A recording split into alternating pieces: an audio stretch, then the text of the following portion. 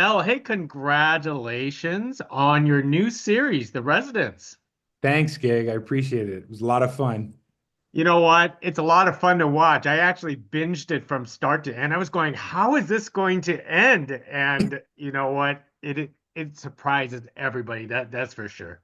Dude, I had the same experience reading it. I read it as a fan too, and I had no idea what was going on. It's 8 episodes long, and I had no idea, even going into seven and a half of the episodes, I had no idea what was going on as far as who had done it. Well, let's ask an obligatory question. What initially drew you that you wanted to be part of The Residents? I mean, realistically, it was Shonda Rhimes, Paul William Davies. I came in a little late to the thing, and there were all these incredible actors, Uzo Aduba and Isaiah Whitlock, Ken Marino, Randall Park, and all these people were included in the kind of the pitch to me, and I was sight unseen. I was in based on that, but then reading the script was the real like joy for me, and knowing that we were all going to be part of this really amazing thing that was incredibly well written and fun and different from anything I think we've seen on TV about the White House, really, because typically you see the West Wing and the politicians and all of the business that goes on there. But with this, you're dealing with kind of like the people who work at the White House, the people we rarely see, the unsung heroes, you know, and they're just amazing human beings. There's this book that the Residence was based on called The Residence, and these people's stories are just incredible. And they've dedicated their lives to the service of our country. And they live in the bowels of the White House, and they take backstairs, and they live in, secret rooms, and yeah. I know this is not your first mystery comedy that you actually participate. So how do you how do you read a script like this? Do you just basically sit down and read the whole thing or just in chunks or do they give you in part by part? Well, it depends on the script, right? So, like this script, it just flowed. So, this is a script you don't put down. A script like this, I never put down because you're into it and it just keeps going and you want to be on that ride. And so, I read all 8 scripts pretty much back to back I did stop in between, to eat and say hi to my family. But pretty quickly, I blew through them. And yeah, I mean, it depends. You get scripts sometimes that are not that way, and you put them down quite a bit, and then eventually put them down for good.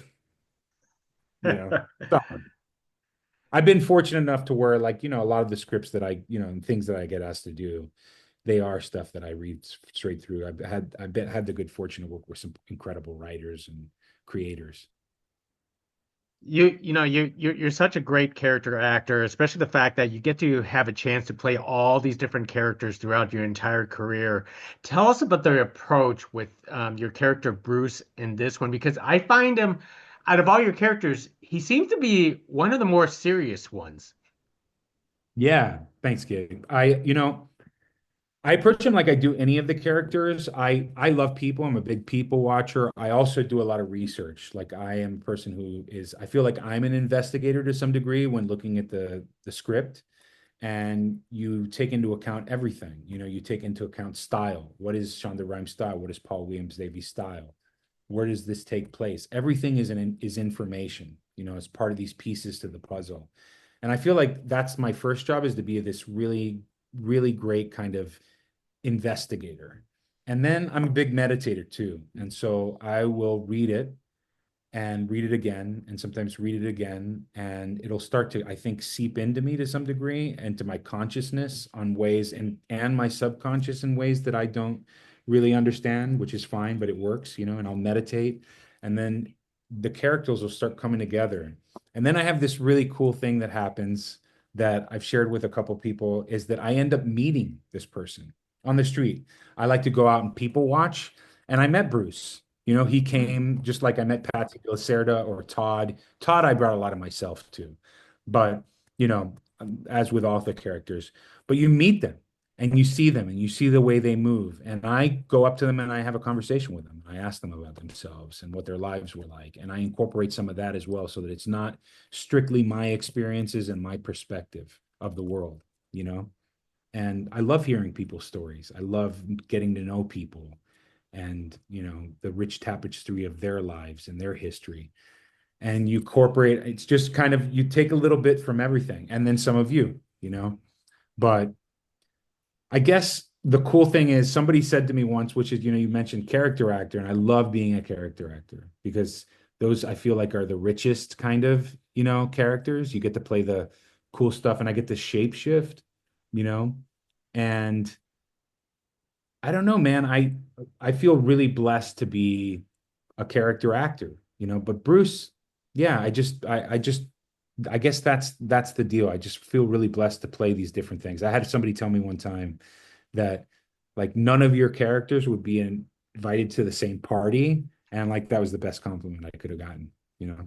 That That's a is pretty. long-winded answer, but No, I was yeah. gonna say that is pretty awesome. Does comedy come naturally to you? I think so. Yeah, people have said so. I always thought of myself as a really serious person. I thought about things really seriously. But I think when you're given these roles, these really great writing that when comedy is written really well, I approach everything the same. I approach it as this is this character living in these circumstances, and he is a real living dude, and he's going to approach every situation. It's not the joke. It's never about playing the joke. It's how would this person react in this incredibly like, loony situation. And that's where the comedy comes from. So in your approach for this series itself, because this is a mystery of obviously everyone's a suspect. You have to show hate, but you also have to show seriousness. You also have to show, a certain love for somebody. I Yeah. mean, how do you, transform from one to another to another? It's almost like you're playing different personalities.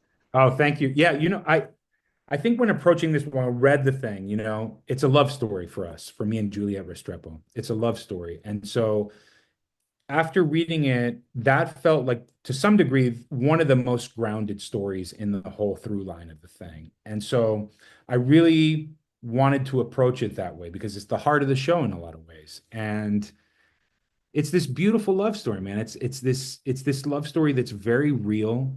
It's not flashy. It's not, over the top. It happens the way it happens in life, where you kind of, you see someone someday that you've been seeing for years, but you see them, something shifts and you see them in a different way. And suddenly you're excited to go to work, and the glances and the smiles and everything means something, and the story that you're both carrying. And then when it both comes together in that way, it's like, boom.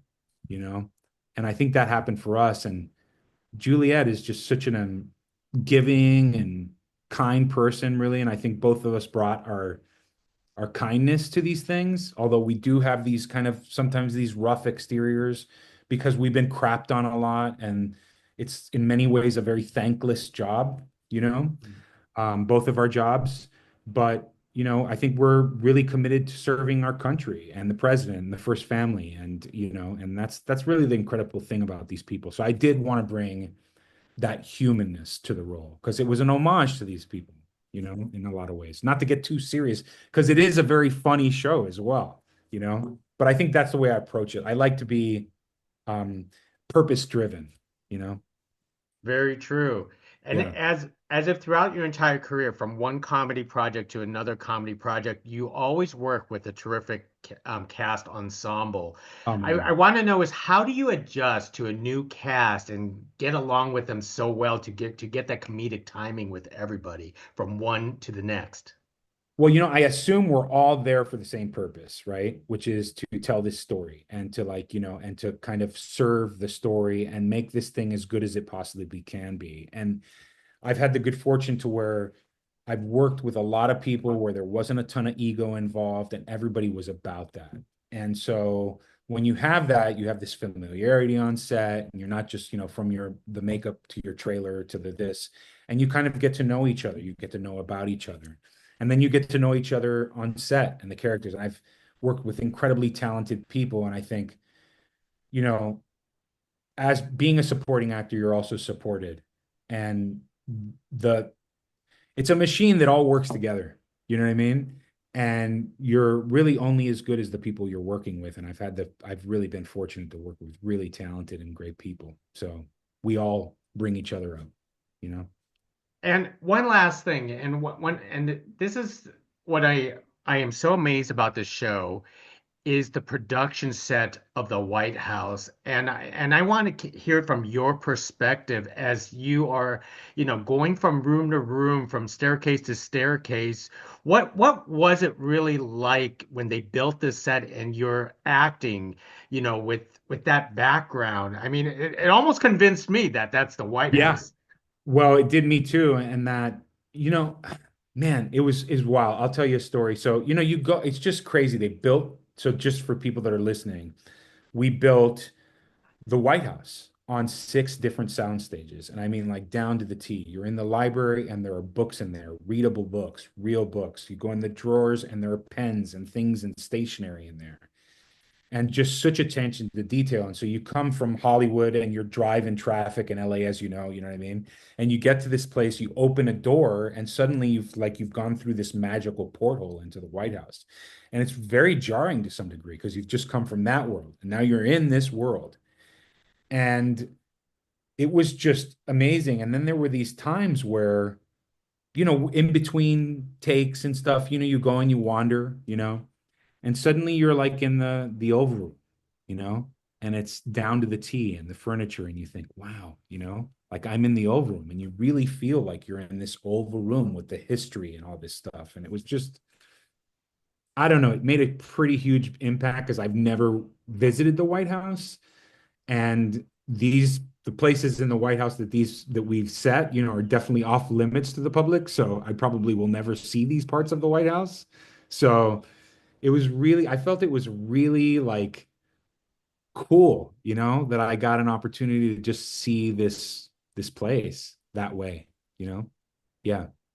Well, Mel, you get to participate on a lot of cool projects, a lot of funny materials came across your way. And The Residence is now available with all the episodes. People can binge it right now and find out what happens to the end. Mel, thank you very much for speaking to us. I can't wait to speak to you again on your next project. It was a real pleasure, Gig. Thank you, man. Hey, thank you.